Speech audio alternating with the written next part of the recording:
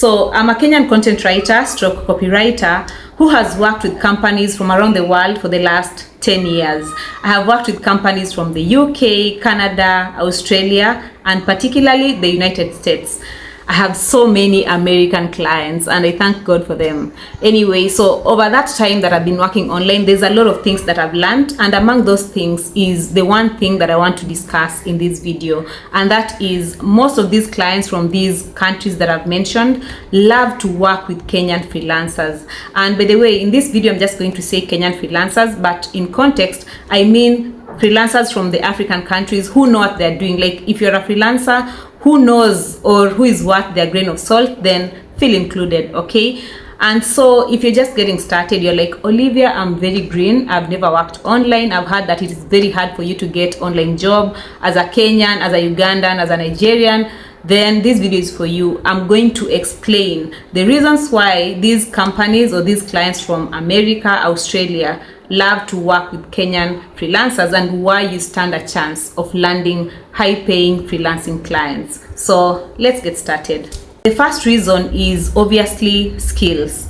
You see, when these big companies are hiring, their intention is to get somebody who is going to get the job done right the first time. That's why they pay special attention to the skill set, experience, and expertise. And when they're in the freelancing marketplaces looking for freelancers, like that is usually their area of focus. So it doesn't matter whether you're in Kenya, Africa, or any other part of the world. Experience helps you to stand out, okay? And Kenyans happen to be very good at that. I think if you watched that documentary on BBC that said Kenyans are doing exams for people in different universities around the world, I think if you watched it, you would understand it. Kenyans are very bright, and what they have is time and skill sets. So you see why they are dominating in the freelancing marketplaces. And I can tell you for a fact, when you go on Google, when you go on any other social media platforms, for the most part, Kenyans are going to stand out. Not just for the noise, but even the articles that are ranking on Google, most of them have been done by Kenyans as ghost writers, ghost transcribers. They're doing all that work.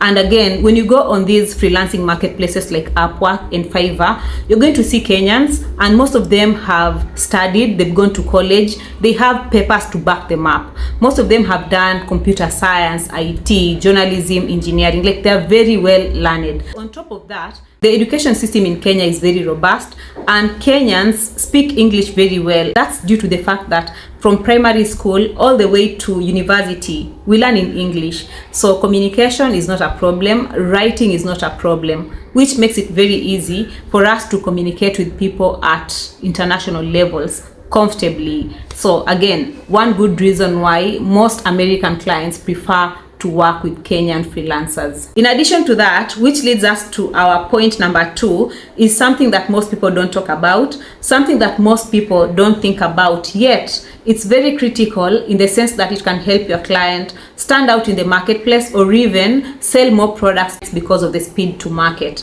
And that is what we call time zone differences. You see, countries like Kenya are ahead of countries like the United States in terms of time. So if your client wants to bring something very fast to the marketplace, they can take advantage of the time zone differences. For example, let's say they're launching something, or maybe they're making a YouTube video and they want it to go live tomorrow. You see, if they work with a local freelancer, the freelancer will have to wait until the next day to work on the editing and whatnot. But if they hire you today, while they're sleeping, you can be working on the product so that tomorrow when they wake up, the product is ready and ready to go. You see, that's competitive edge. And that happens across different departments. It could be copywriting, it could be they're launching a product, it could be a video, like anything. Providing they want to like gain that head start, they can work with somebody who is ahead so that while they're sleeping, work is still going on. There's also the aspect of extended business hour, in the sense that when customers are maybe inquiring about something at night,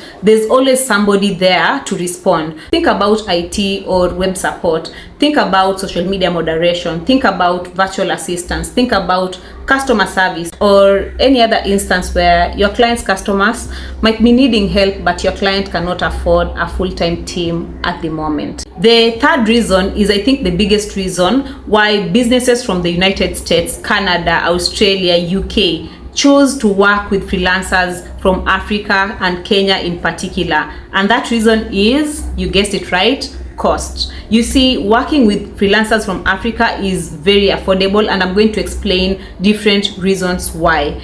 The first reason is the client is going to reduce on the overhead cost, because now they are working with you as a freelancer, like you're working from other parts of the world, you're working from the comfort of your own home. They do not need to hire somebody to come in the office. You see, hiring somebody, in fact, that process of hiring someone is very expensive, the onboarding process.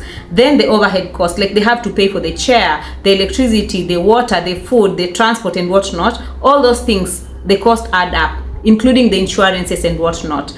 And on top of that, remember, the person who's coming to the office might need sick day off, they might need holidays, which for the most part freelancers do not maybe enjoy the same benefits. So for the first part, they're saving on that.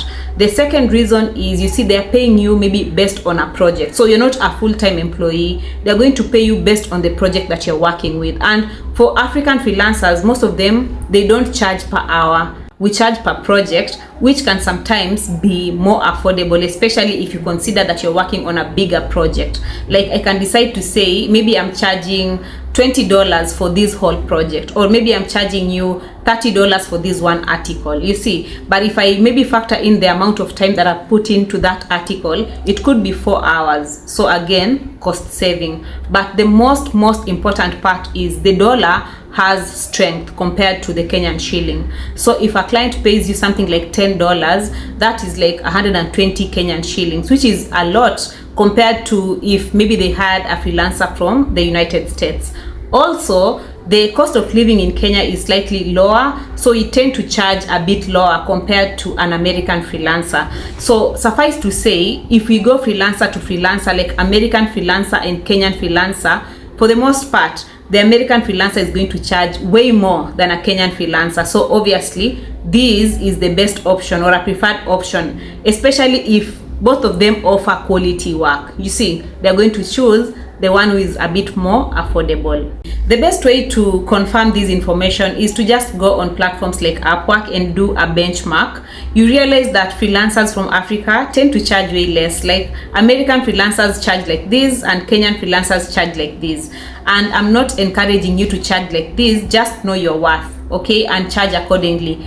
Personally, I always do the benchmark first, see what American freelancers are charging, then I can charge somewhere around there. Like don't go way below, like you are selling yourself short, because at the end of the day you're still offering value. But still, I always encourage freelancers to look at where they are. Like for example, me, I've been working online for a very long time, like I said, 10 years and counting. So you see, what I'm going to charge is going to be very different compared to somebody who's just getting started. So take time to figure out where you are. If you're just getting started, you can charge a little, then grow as you go, okay? So just learn to manage your expectations. Don't charge this much and you're still here when it comes to your skill set. Lastly, and this is just a bonus tip for any person who's looking to hire a freelancer, Kenya has a very large pool of skilled people, young adults who are very energetic, who are very knowledgeable and ready to work. So if you're looking for freelancers, consider hiring from Kenya. Like I'm telling you for a fact, we have